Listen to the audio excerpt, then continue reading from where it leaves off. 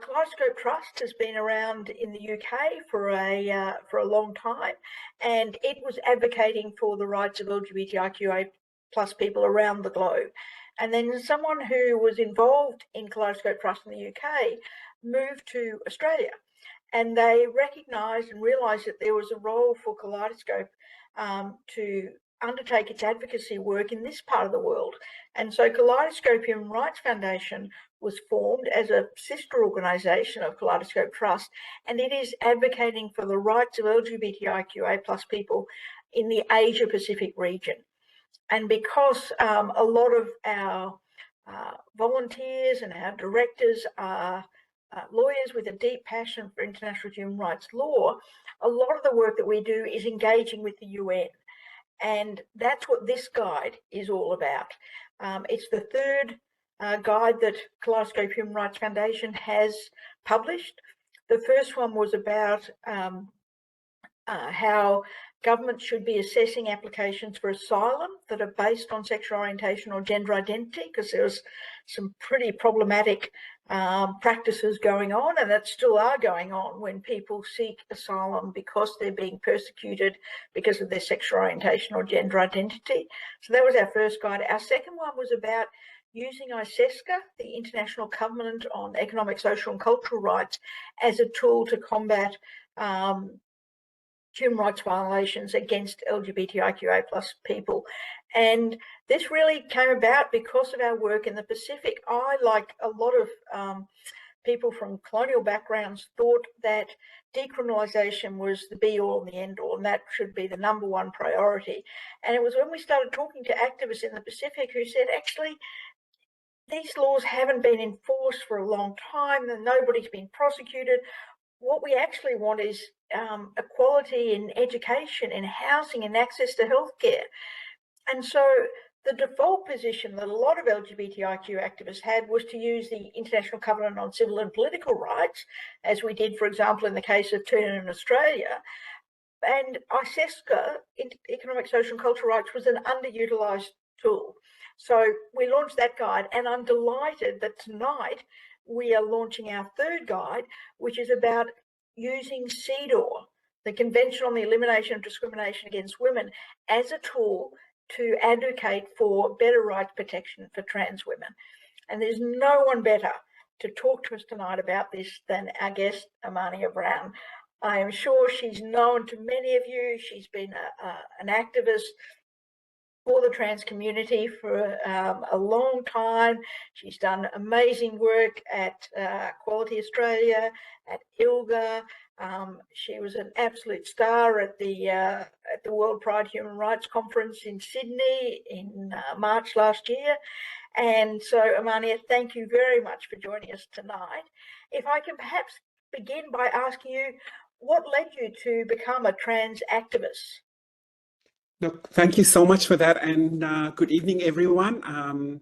I just wanted to add my acknowledgements to Paula's acknowledgement that I'm here on Gadigal lands of the Eora Nation people. I'm a Pacific migrant to Australia, and I live on the Eora Nation lands in Brisbane with my children, but I work here for Equality Australia here in Gadigal lands in Sydney. It's a really good question. Paula, I never set out to be a trans activist per se, because where I come from in the Pacific, the term trans is not one of our terms.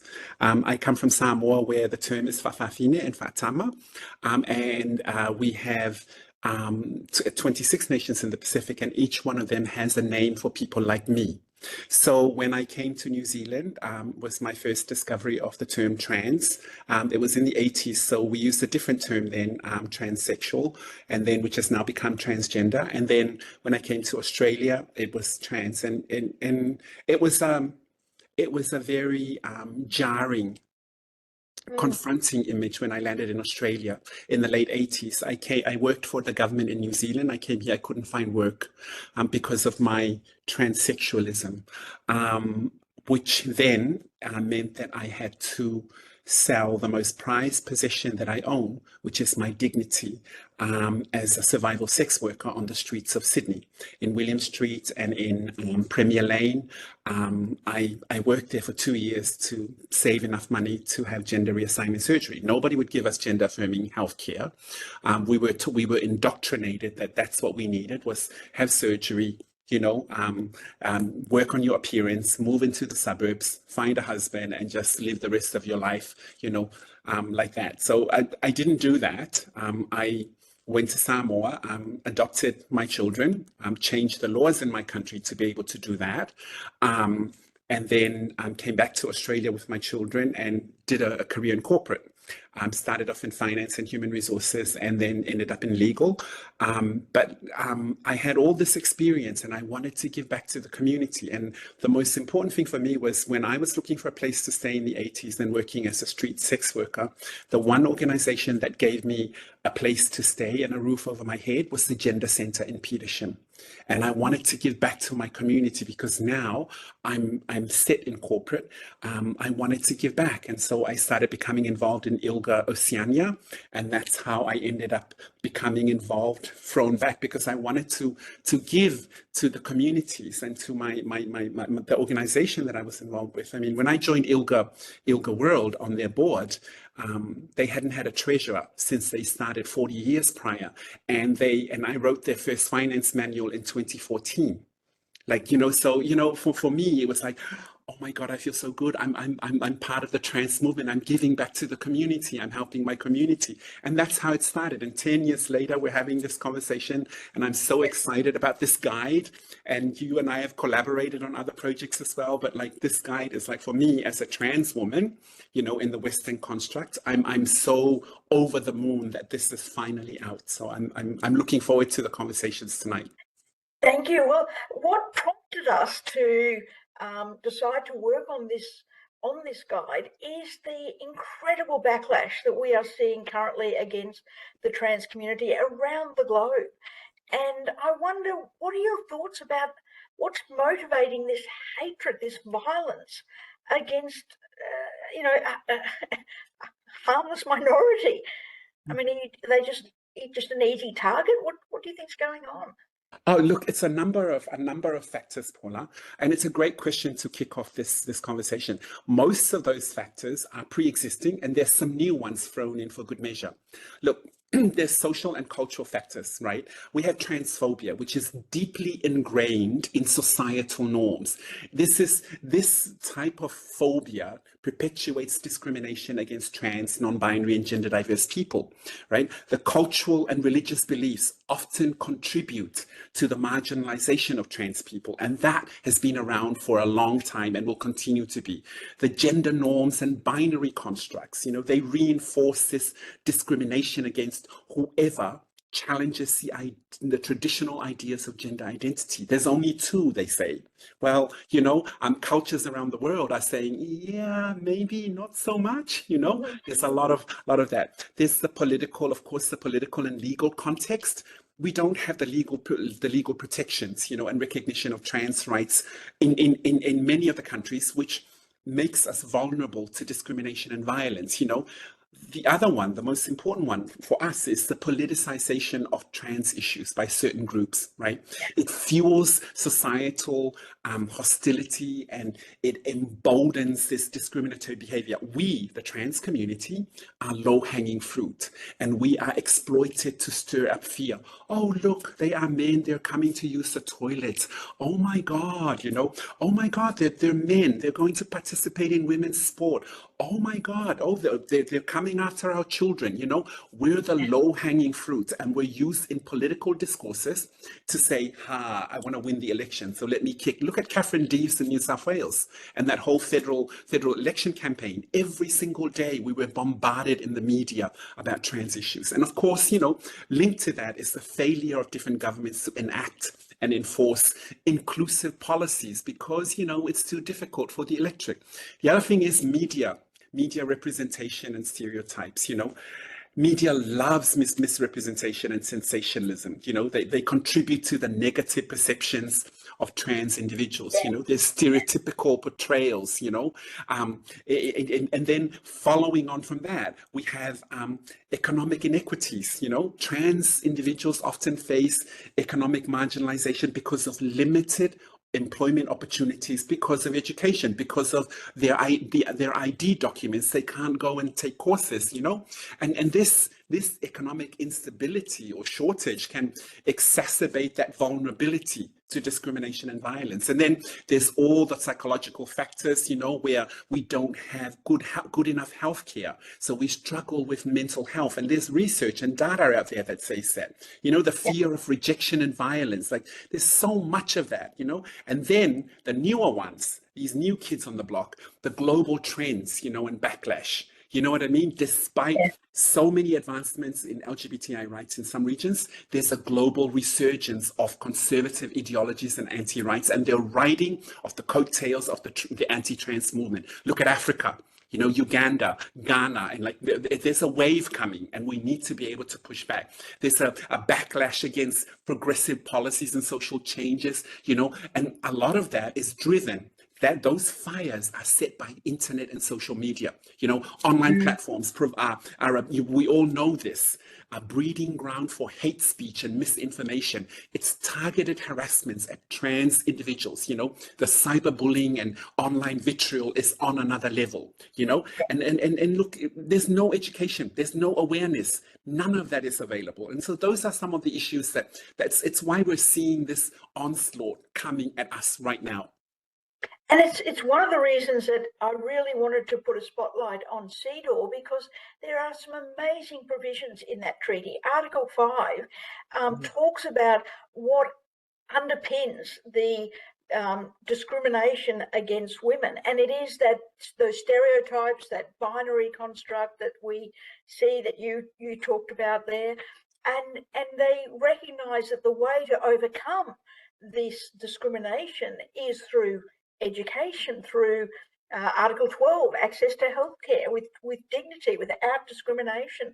So you talked a bit about what it was like coming to Australia and being met with this label of trans.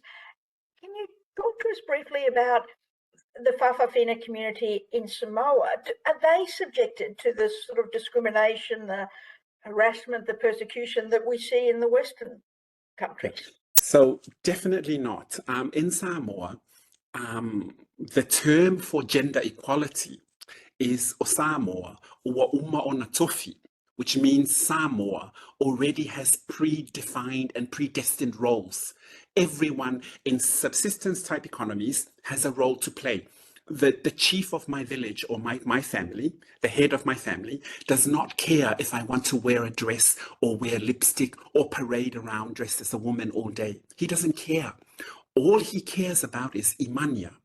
What did you bring to the table for the family? Did you go and get gainful employment to bring money, to bring electricity to the family? Did you stay at home and look after the elderly? Did you stay at home and cook for the children after school? What did you bring, Ymania, to the table? Did you help plant? Did you help fish? Did you help gather? That's as far as we do in the Pacific. You know, we don't, and what I do in my own time is like, oh yeah, there she is. She's wearing women's clothes, running around through the village. Who cares? Ymania brings and donates and brings something to our community. And it's the same for every Whawhawhine and Whātama in Samoa. Roll that across the Pacific, it's the same for Tonga and the Le'iti community. It's the same for Fiji and the Wakasalewalewa community. We have predefined roles in our culture, which means that we are using our culture to be protected from the onslaught that our Western families, our trans families, are actually facing, because the culture is missing. The cultural element is missing. We have trans men and women that are being kicked out of their homes. They're kicked out of their homes. Where are they going? They're sleeping on the streets. In my community, we don't get kicked out of homes. You just go to your cousin's house and you sleep there. And then your cousin's like, oh, okay, now you're a part of that unit. Same with the Hijra community in India, the Katoi community in Bangkok, in Thailand, the Bakla community in the Philippines, the Mujay in Mexico. All of these communities have existed for thousands of years, and they've played a role in their cultures.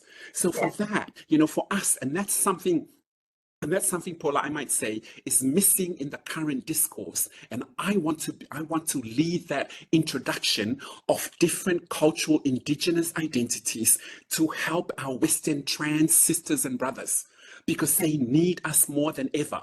Now it's for me to say, step aside. You've suffered enough. Let me now take the lead. Let me take the hits, because nobody can. If they come for me, Paula, they're going to come for the women in my community and my villages. They're going to come for the men in my community and my villages, and they will stand up. They will stand up to protect me. To protect me as a trans Fa'afafine from the Pacific. And that's what we bring to the discourse. Yeah, that's fantastic, because what we see a lot in the Western discourse is people focused on, as you said, toilets and sport. I mean, is that what we should be talking about in the media? What would you like the conversation about trans women to be in the media? Look, give them the rights that everyone else has. At the moment, this is where the most, like all of humanity are with their human rights, Paula. This is where trans men and women are. We're not wanting new rights. We don't want you to invent new rights for us. We want the same rights. We want to elevate our humanity so it is the same as everyone else. That is the one thing that we want. And the Universal Declaration of Human Rights is very clear and unequivocal in that guarantee. It needs to happen. Right, and introducing this guide to CEDAW means that trans women can actually have a recourse through the UN system in terms of addressing the violence, the discrimination against them, in terms of trying to get the rights that they rightly deserve. Well, and that's why CEDAW is such a valuable tool for us, because 189 countries around the world have ratified it, second only to the Convention on the Rights of the Child in terms of the number of state parties that it has, a number of countries that have said, yes, we agree to be bound by these standards, we agree to comply with these norms. And CEDAW has been pretty unambiguous and unequivocal in saying that women's rights include trans women's rights. And I think that the case of Rosanna Flamer against Sri Lanka recently is cause for, yes, great celebration, because that was a lesbian woman claiming that the laws criminalising same-sex sexual conduct in Sri Lanka between women violated CEDAW. And the committee said, absolutely, yes, we agree. But they went a step further, gratuitously, without being asked. They said, and CEDAW also protects the rights of trans women. Yeah, so it's having precedents like that must give you cause for some optimism. Oh, totally, totally. Look, there is and always has been a lot of work to be there's a lot of work that needs to be done. But there's also, let's be mindful, let's celebrate, because there's been a lot that's been achieved since 1998, where there was the first mention of homosexuality by CEDAW, especially since 2009, when there was the first specific recommendation on trans from CEDAW. So 2009, 15 years later, the first specific recommendation on trans was made then. By 2023, by last year, 144 country reviews, right, by CEDAW concluded with references to trans or gender identity, either as a standalone recommendation or under an umbrella of recommendations. And CEDAW has made the highest number of trans-specific recommendations among the 9 treaty bodies that the UN has, only sharing the leadership with the Human Rights Committee. And ILGA World is preparing, of course, a booklet that, talks more a lot about this. I got these stats from our team at ILGA World, but that's an amazing, like, if that wasn't staring at us in the face, was like, use CEDAW, get the guide, use CEDAW, for trans women. It's like, okay, snap, ladies, let's just get to CEDAW and let's bang some things together. Yes, we're almost pushing through an open door. They are very receptive to pronouncing that trans women's rights need to be protected by the 189 countries around the world that have ratified this treaty. So Kaleidoscope's obviously advocating for using CEDAW to better protect the rights of trans women. What else can NGOs around the world be doing to support the trans community during these times of increased hostility? Look, what they can do is NGOs can conduct research. If you don't have enough money, find funding to conduct research on the experiences and needs of trans women. Collecting data to inform policy advocacy and program development is absolutely, essential to this. I want to tell everyone about that Transgender Europe's Trans Murder Monitoring Project. Transgender Europe has had that project running for a number of years now, where they collect data about the violence, deaths of trans women around the world. And it's available online, and you can go and have a look at that. But NGOs should be doing more of that. They need to be collecting and organizing and sharing information about CEDAW opportunities for countries, and, in terms of thematic consultations and general recommendations, this includes things like monthly updates, for CSO reports and contacting, CSOs on the ground, call for inputs, for new recommendations for CEDAW. That's what they should be doing. An example of that is a few months ago, the Office of the Human Rights Commissioner has conducted an online training on CEDAW for civil society from Latin America. So we at ILGA World, we told all our members and our partners in the region about this training, and I think it's a significant portion of attendees were LGBTI activists, so which is really, really great.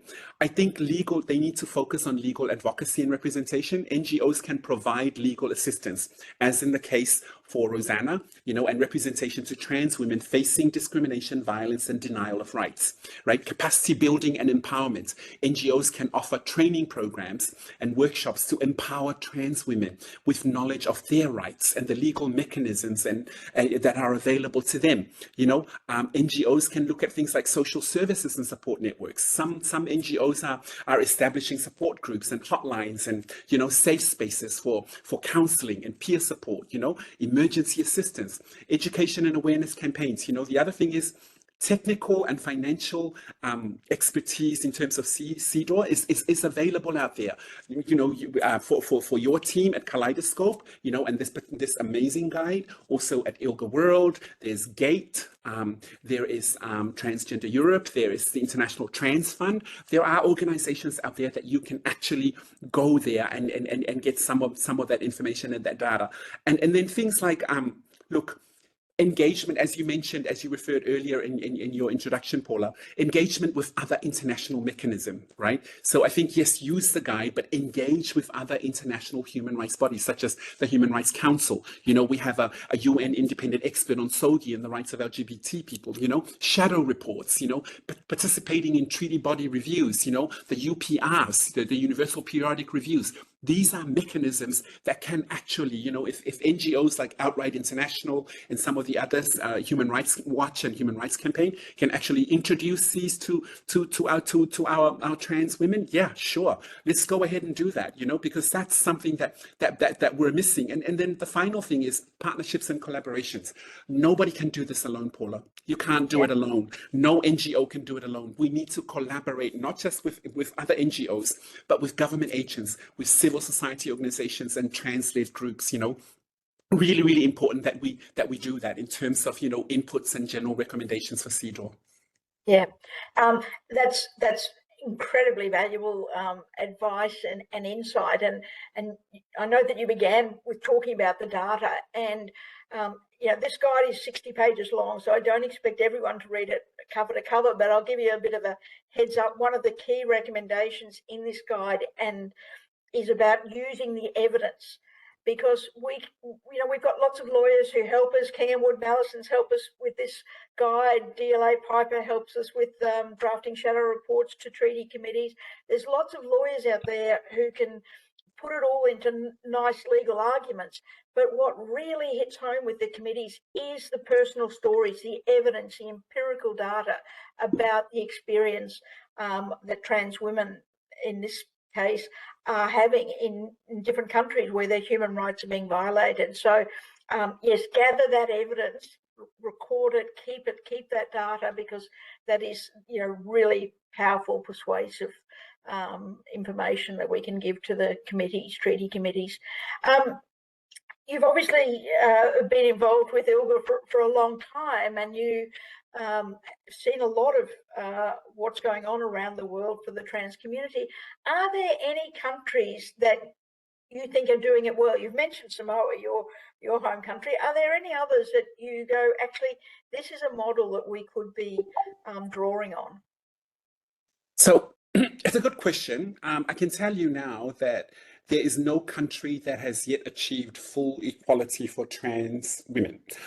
There's ongoing work is still needed on a global level. But here are some examples of some of the countries that are actually leading the pack. Argentina, despite the fact that they now have a different government, they had an LGBTI ambassador and who's resigned because of the new government. Argentina has been a leader in Latin America on LGBTQI rights, and in 2012 passed a gender identity law allowing transgender people to revise their gender on documents through just a simple administrative process. This is 2012. Paula, 2012, right? 12 years later, we're now starting to do the process in Australia, and you know it's a mismatch. It's going in all different kinds of directions. We're heading in the right direction, but there's an inconsistency between state law and federal law, and you know in terms of ID, and we need to fix that here in Australia. Malta, in 2015, Malta became one of the first countries to outlaw forced medical interventions, including surgery, sterilization, on treatment on intersex people, and its LGBTI laws, including trans women, are considered the most progressive in the world. New Zealand banned discrimination on gender identity in 1993. More recently, it's passed some legislation making it easier for trans people to update their legal gender markers. But again, new government, we don't know where that's headed, and you know there's starting to be some noise and some tension around that. Portugal has anti-discrimination laws covering gender identity and has made it relatively simple for trans individuals to legally change their gender markers. Denmark was one of the first countries to allow legal gender changes in the 60s. You know, it's worked to streamline and demedicalize the process over the decades.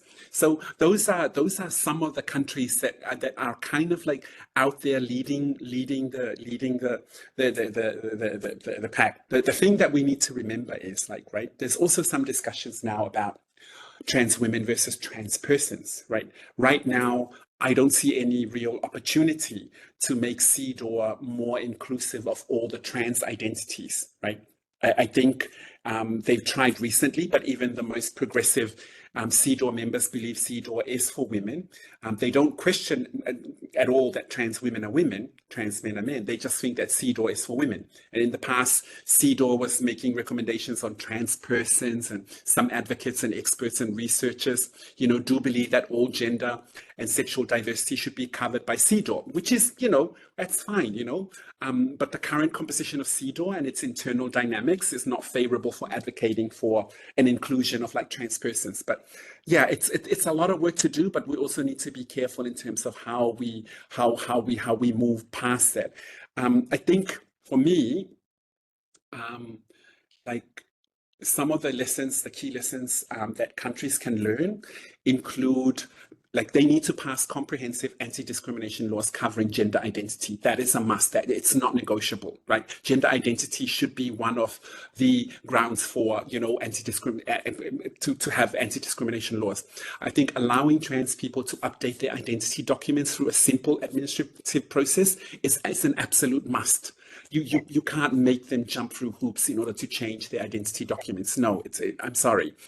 Outlawing non-consensual medical interventions on intersex people, it's not negotiable. It needs to happen. And then also promoting promoting the destigmatization of trans women through education and awareness programs. And I think that's something that's really, really, really important. And it's something that cultural identities such as South Africa can actually play a leading role in that, because we do a lot of work together with women's groups in our communities in the Pacific. And it's something that we want to introduce to the foray and in the discussions and the discourse around trans women and CEDAW. So those are some of the things around countries that I came up with.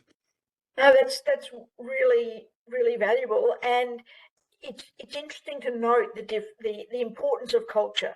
The law is one thing; it's one piece of the jigsaw puzzle, but culture is equally as important, and that's why CEDAW at the moment seems to be a very good choice for seeking a remedy, because there are 23 members on CEDAW that come from all countries around the world, including at the moment Australia has a representative on there.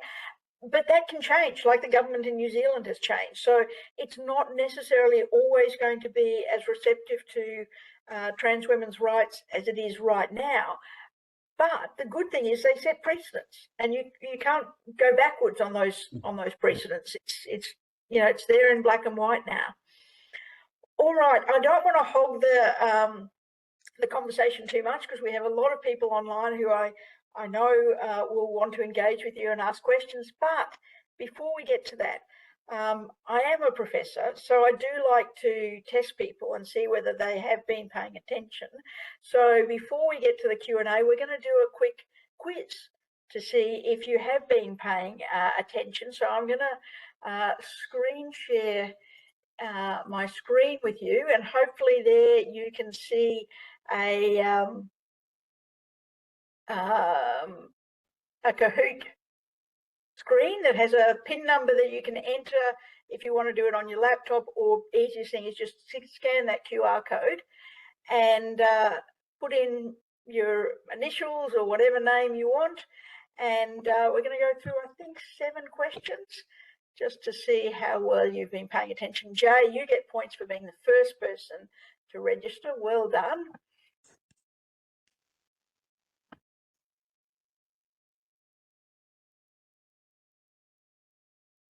Great, everyone's obviously not having a problem signing on.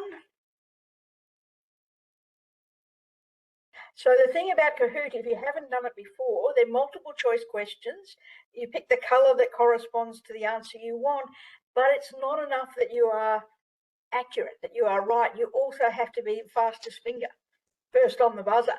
So as soon as you see that right answer, press it, and at the end we'll have a podium finish of the top 3 people. Okay, I'll give a few more seconds for people to sign on. All right, you'll still have a chance to sign on, but let's start now. Getting ready for the first question in 3, 2, 1. How many members are there on the CEDAW committee? 20, 21, 22, or 23?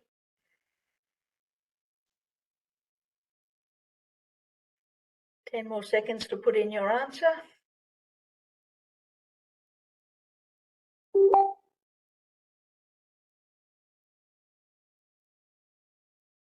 All right. Oh, not a great success rate. 7 of you got it right. It is indeed 23 members on the committee. Let's see if we can get a better success rate in the next question. Oh, here we go. James is leading the board. Well done, James. Okay, here comes question number 2. How many countries have ratified CEDAW? Is it 169, 179, 189, or 199?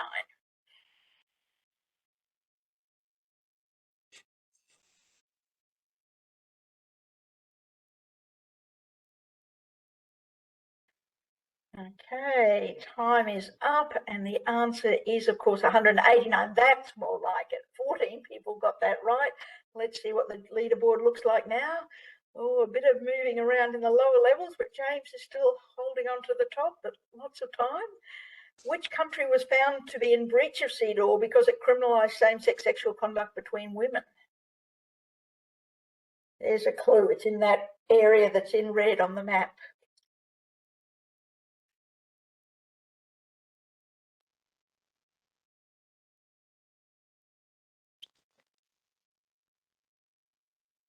Okay, couple more seconds, and oh, nice, 14 of you got it right. It was indeed Sri Lanka. Rosanna's precedent case that the Human Dignity Trust ran for her with assistance from DLA Piper. James is still holding on, but being challenged by LTW. Question number 4. The case that is awaiting decision from the Australian Federal Court re discrimination based on gender identity. I didn't cover this in the discussion that we've had. This is whether you're up to date on the news.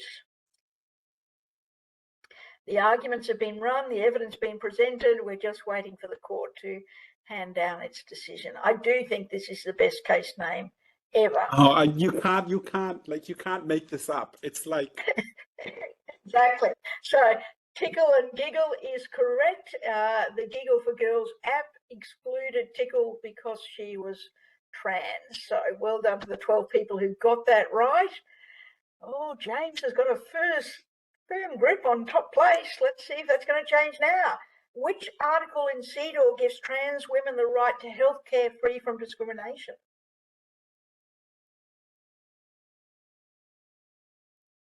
This was mentioned by me, but you have to pay attention to pick it up. I only said it once quickly.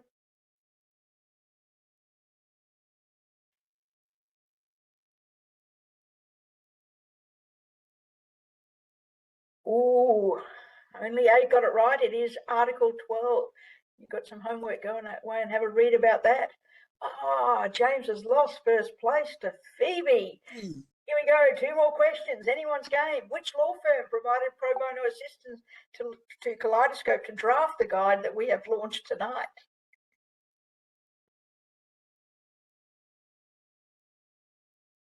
All high quality, top tier law firms in Australia and around the globe, but only one of them assisted us with amazing, incredible support over an extended period, over 12 months.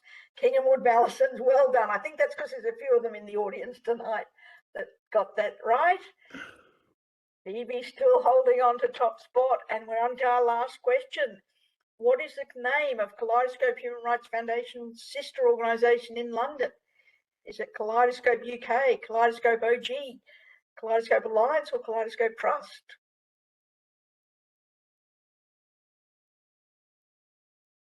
I talked about the history of Kaleidoscope Human Rights Foundation at the start. I think we have some people from this organisation perhaps with us tonight.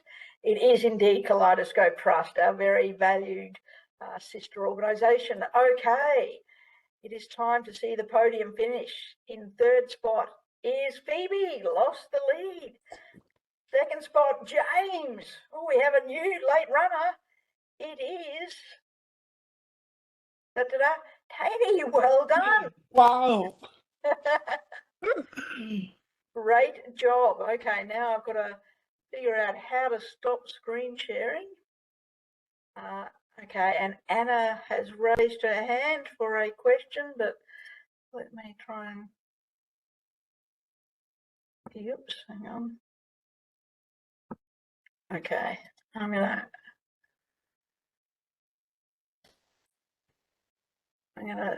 get rid of all of that. There we go. Hopefully you can't see my share anymore. Okay, so I think we can open it up for questions. Can we start with Anna? I think had her question first. I was actually accidentally put my hand up. I was congratulating the winners of the quiz. But thank you so much, Ymania. That was such a fantastic conversation. I really enjoyed it. I'm Anna Cody, the Sex Discrimination Commissioner, and so great to hear your insights and really generous in your sharing of your experience. So thank you very much. Thank you. Yeah, I agree. Thank you, Ymania. Okay, another question. I can't unfortunately see participants, so just speak up if you've got a question.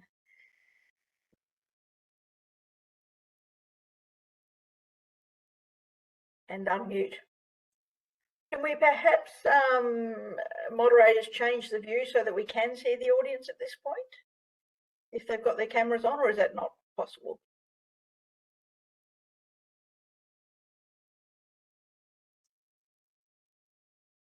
If everyone else is on mute.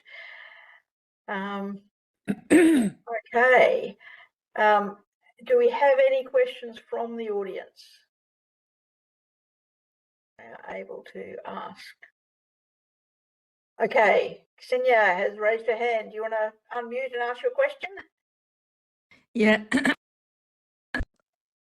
Hi, thank you. So I'm Ksenia Kirichenko from ILGA World, and probably Ymania should fire me because I was almost the last on the quiz, even though I'm doing it as my everyday job. But yeah, so what I wanted to say, and sorry, it's not like really a question, more like a comment. But I wanted actually to share with you something great and then not something great. And something great is that exactly yesterday, so CEDAW is now in Geneva and they have a session.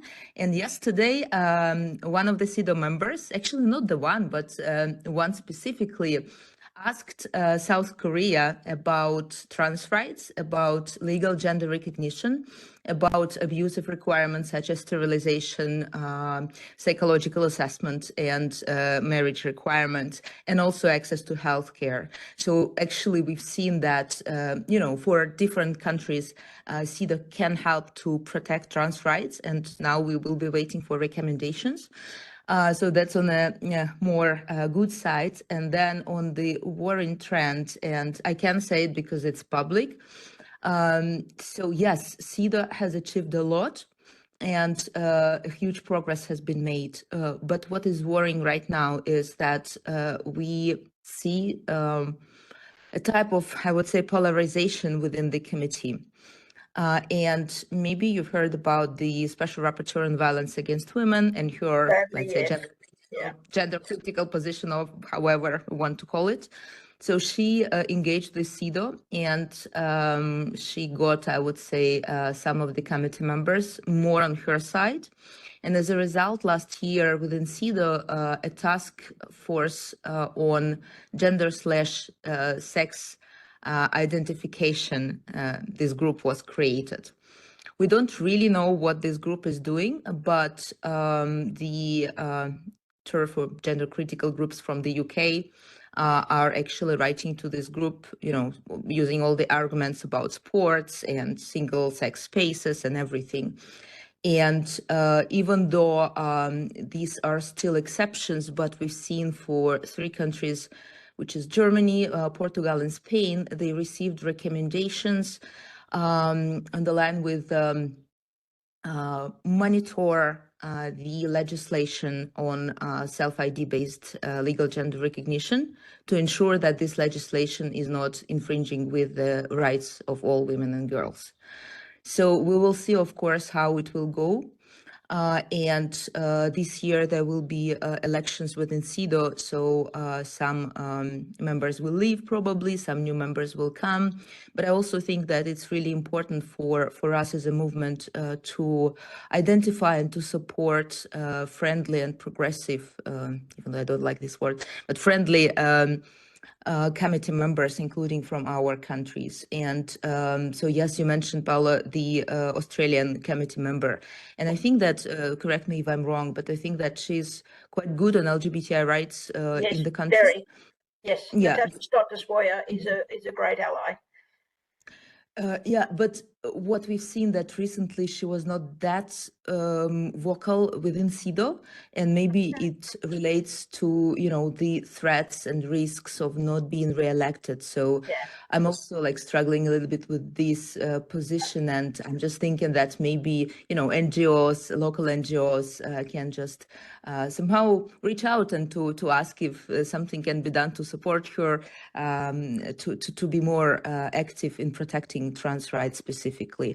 But yeah, that's what I wanted to share, because this is really worrying trend that initially we've seen just, in the UK on the local level, and now it's really entering the UN with the Special Rapporteur on Violence Against Women, but also unfortunately with some members of CEDAW. And I think this is also a reason for us, and not just for trans groups, right, but also for feminist groups, for broader LGBTQI groups to step in and to say that we are supporting trans rights, and trans rights and women's rights are not the 2 concepts that interfere with each other. Moreover, we are just fighting for the same cause, which is like patriarchy and cis heteronormativity. And if you have any ideas, projects around this, we at Ilga World would be always happy to support. And hide from Geneva.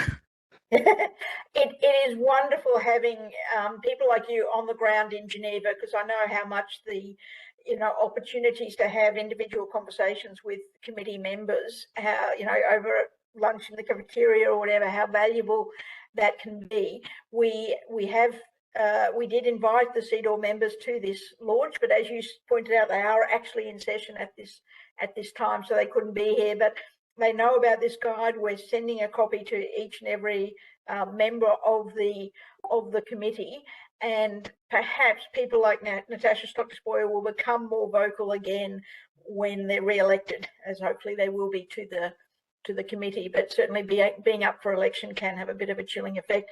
Ymania, do you want to make some comments on that? No, I just wanted to add, I wanted to add something around the sports issue. Right. I think that's like there's a lot of media coverage around trans rights that focuses on toilets and sports, like are these priorities that we should be focusing on? No, like, these narratives like perpetuated by the media are fear driven. Right. It's about toilets, trans children, sports. Right. Media narratives often, they center on sensational topics that are titillating, like toilets and sports, and discussions about trans rights every time now in the current environment.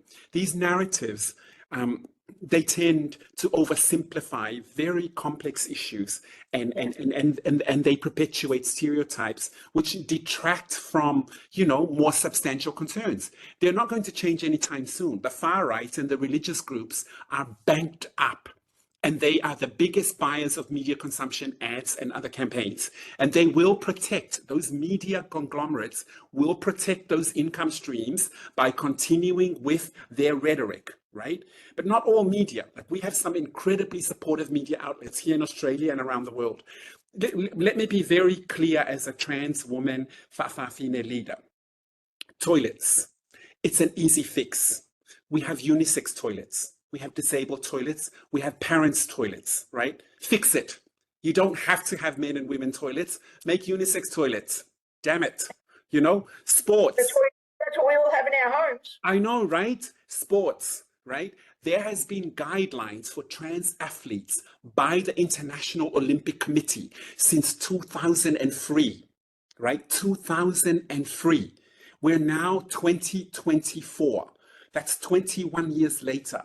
And show me a trans athlete, trans female athlete that has won an Olympic medal against a woman in that 21-year history. None. You know why? Because the International Olympic Committee guidelines, they work. Stop making this an issue, okay? It's not an issue. Like, say, stop it. Like, and I'm happy, and like Ksenia, like I want to thank Ksenia and the work that they do at Ilga World, but I'm happy for all of you that are listening. If you want to put a face to your trans representation at CEDAW or anything, please, I will do it for free. I'm happy to turn up. I'm happy to be the voice to say, listen, enough is enough. Right? Enough. Like my trans families, the trans Fa'afafine, trans women, trans men, they're dying at an alarming rate because of this. So I just wanted to jump in because I know we've talked about sports and all of that, but it's I just wanted to add those things. Let's talk about murder. That's a more substantive, real topic to be talking about. Have we got any other questions that anyone would like to take advantage of this wonderful opportunity of having Ymania here to answer your questions? And if you don't have a question, if you've got a comment that you'd like to say, any point you'd like to make, we'd be happy to hear that.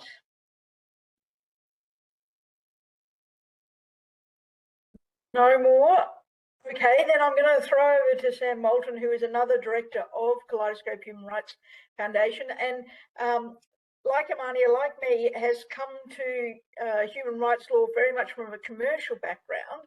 And in fact, Sam and I share the unique position of being construction law experts when we're not doing human rights work. So Sam, I'll throw it over to you to do some vote of thanks, please.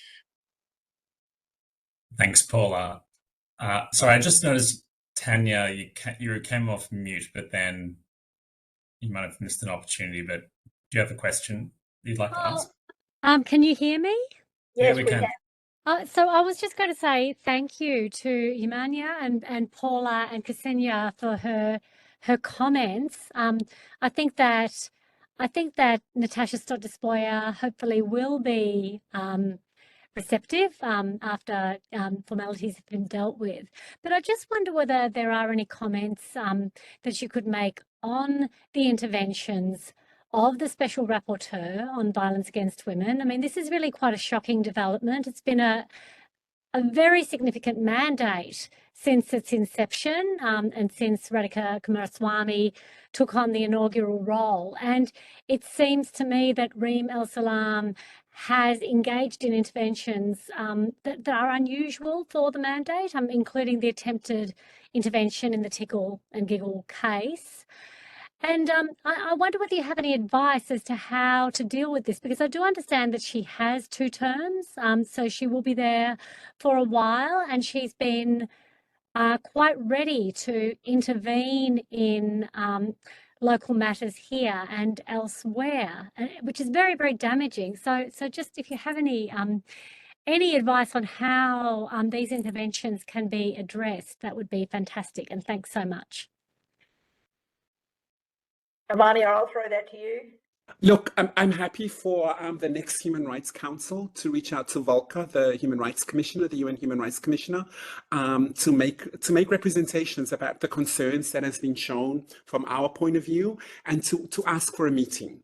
I think building bridges, as Paula and I always talk about, is really, really important. Let's reach out to her. Let's sit down and let's have a conversation. And maybe she's getting the wrong advice from her team. But I think it's important for us to start building that bridge. We can't burn it down right now. She's a part of the system. We need to bring her in. We need to convince her, and we need to win her over. That is a lot of hard work, but we can do that. We can do that. We have the manpower, the woman power, and the trans power to be able to reach out and fix this. We can fix it, but we need cool heads in the room, and we need the adults to stand up now and say, okay, enough with this nonsense. Let's sit down and figure this out. But it's important, and as I said, we can, ILGA World can reach out on behalf of everybody that's on the call and say to Volker, our UN Human Rights Commissioner, can we please, let's sit down and fix this before it becomes a bigger issue. Right. Thank you. Sam, over to you now. Okay, great. Just going to say a few thank yous before we close up squarely on the hour, hopefully. Just firstly, Ymania, on behalf of the board, we just want to thank you so much for agreeing to come and speak to us and for giving the most extraordinary, passionate and relevant and thoughtful sort of presentation, which made us think, even though we've been in CEDAW land for the past year, put a whole new slant on it for me. I will be going back and watching the recording where you spoke about sort of the absence of cultural protection in the West to support trans people like there is for the Fa'afafine and Samoa. So something to think about, and noting we've discovered how much CEDAW, how amazing it is, how broad the rights are described, plainly for women, and how significant the discrimination the trans women face neatly falls into all of those rights, and how broad the protections can be. So we're excited to see how we can create a more human rights respecting culture in the West, framing those rights as they are in CEDAW. So thank you for your spin on that. Big thank you to King & Wood Mallisons, which is my firm. I was working for them when we started this project. That's how I met Paula, and now I'm on the other side of the aisle, and it's been a pleasure being on the other end as well, working with such amazing lawyers who worked tirelessly to get this project over the line. the past year and really sort of answered all of our questions and responded very promptly to all of our instructions. So thank you very much. And this guide is the product of a very large consultation. We reached out to almost 200 LGBTQI organizations with a trans focus globally, received pretty significant feedback from a lot of organizations, which we had enough time to consider and implement the guide. And because of that, the guide is far richer, more comprehensive, and reflects much more diverse voices than it could have otherwise. And just lastly, thanks to the audience members who have come and attended to show your commitment to this project, your interest. The success of the guide will be measured by how many people are able to use it. And we're relying on you to share it amongst your networks so that as many people become aware of their rights under CEDAW and can utilize it to enforce those rights. And Kaleidoscope offers our support to help along the way. And Ymania has already offered to be an advocate in CEDAW when it comes before the committee. So thank you, everyone. And we'll keep you updated with any updates and how the report goes. And hopefully we get some wins on the board. I just wanted to add, Sam, I just wanted to add to all the lawyers that are in the room. Listen, it's an amazing thing that you're doing, working in for the law firms that you are. But sooner or later, you're going to come back to the side of the light where Paula and I are here. We're waiting for you, because deep down, yes, you may be lawyers, but you are activists and advocates at heart. You are children of the light. Paula and I will be waiting to welcome you we'll be ready to embrace all of you when you decide, making money is not enough. I need to fulfill some need to get in there and start fighting for my team and pick up a sword and a shield and stand my post. We'll be here. Thank you. If I can just end by thanking the board of Kaleidoscope, Sam, Phoebe, Jing, Marnie, and Annie. We're all volunteers. We do this because we love the work we do.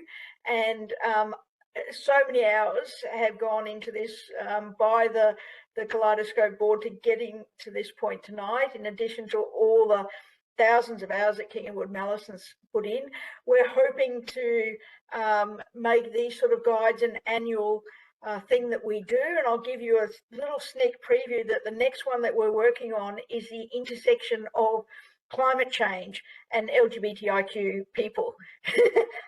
I regularly take students from Monash University to Fiji to learn about how that Pacific Island nation is responding to climate change, and it's become very clear from my travels there, from talking to amazing people like Ymania, that how LGBTIQ people as vulnerable people are respected in the climate change debate and able to participate and be included is really important. So stay tuned for that. Thank you everyone for coming along tonight. It's been so wonderful to have you as an audience for this landmark launch. So on that note, I'll say thank you and good night. Enjoy your evening, everyone. And download the guide if you don't already have it and share it with your friends. Yes. Bye, everyone. Thank you so much, Sam. Thank you,